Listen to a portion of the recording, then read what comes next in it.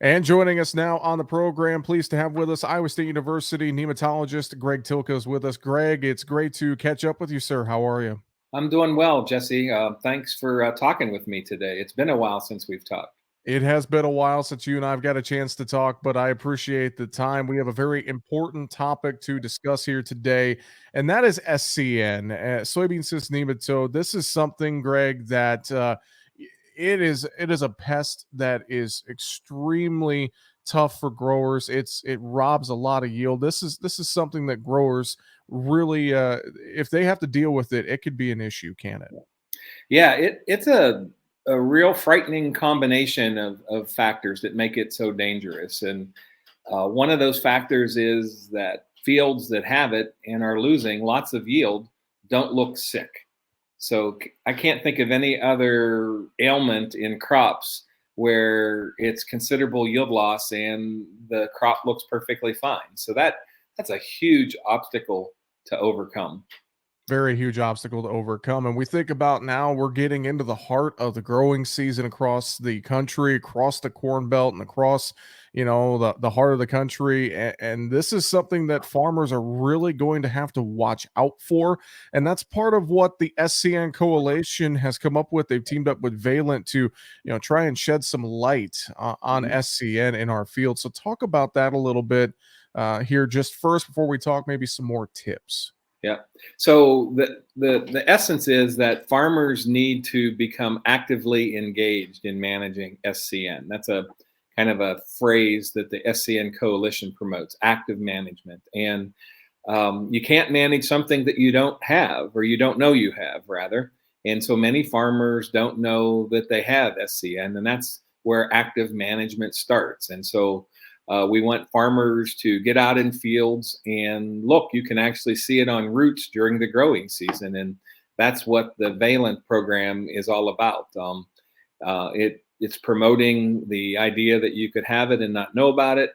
You can easily get out in the field, dig roots with a spade. You don't want to pull the roots; you want to dig the roots and then shake the soil from the roots. And anytime from now to about early September, certainly late August, you'll be able to see them, little white females. They're much smaller than nitrogen nodules that are normally seen on roots. They're about the size of a period at the end of a printed sentence, and they're white in color. So we really encourage farmers to get out and dig roots and look for the females. I should say we're encouraging agronomists as well, because Mhm. there are many, many agronomists out there scouting fields for insects and weeds and foliar diseases. There's nothing that causes more yield loss than soybean cyst nematode. And so I want everybody in a field carrying a spade and digging roots every 50 or 30 paces that they take, and just looking at those soybean roots and seeing what they might find. I want to put this in perspective, put this number out there for folks listening. $1.5 billion in losses annually from SCN. That is a big number, Yeah, Greg. it's staggering. And Jesse, that number has stayed the same for about 20 years. And that number is put together annually by extension plant pathologists. And it pales in comparison to anything else. And I used to think, well, those numbers are estimates of dollar losses. And so, they could be accurate or not. Certainly, ranking wise, SCN always tops the list. But recently, in the year 2000, some scientists at Penn State University published a paper based on actual data. And they estimated through data analysis, not just people's opinions, the yield loss from SCN over the last 10 years. And it was $1.5 million. So those estimates that we've been receiving for decades has been spot on. It's been shown with actual experimental data. Greg, if a farmer is out checking their field, if they find SCN, what can they do? What should they do if they find some of these females attached to their roots? Yeah. Well, the first thing is to understand it's not a death sentence. I know humans, and with human health, sometimes they don't want to go to a doctor because they are afraid of what they're going to be told. There's no reason to be afraid to discover that you have soybean cyst nematode. That's the first step towards managing it. So it's a multi-pronged approach. After they discover that SCN is present in the field, the first step after digging roots and looking for females and seeing them would be to get a good soil sample taken from the fall so you can get a handle on the numbers.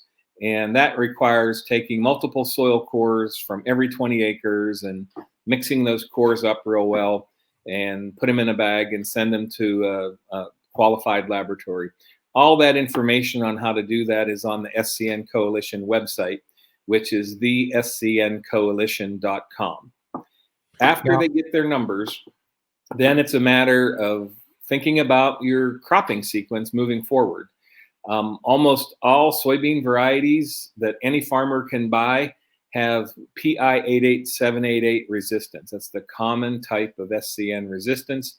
And it's in the upper Midwest, the main soybean belt. It's in 95% of the varieties. So most farmers are going to have to grow that source of resistance. But there's 5% of the varieties that have unique, hard to come by, but more effective resistance called Peking. And the active part of management for farmers and agronomists is seek out those varieties with Peking SCN resistance and start rotating them in with PI 88788 varieties. Don't switch completely to Peking, or we'll go down the same path that we're at right now with the common type of resistance.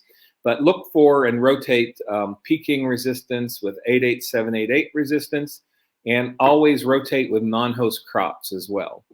This year with high fertilizer prices, I know in Iowa I heard lots of chatter about beans on beans, and that's terrible from an SCN perspective. That's like Armageddon. And so you want to rotate with non-host crops, rotate sources of resistance in soybeans, and then there's lots of seed treatments being offered, and farmers should really experiment with those and see which ones provide them a yield bump. Fantastic insight, Greg. Any other final thoughts you want to share about SCN? Any other things we need to keep in mind and consider here as we go through this growing season and into the fall? Well, then the main thing is I want to comfort people that it's not a death sentence, and it's best to know about it and manage it properly. And there'll be more improvements in our management options moving forward. And it all starts with getting out and digging roots to see if you can see the females, followed up by soil sampling, and then you're kind of off to the races with management. And I want to say that website one more time for the coalition. Lots of state-specific info, including labs and so forth. It is thescncoalition.com. And so farmers really should check that out.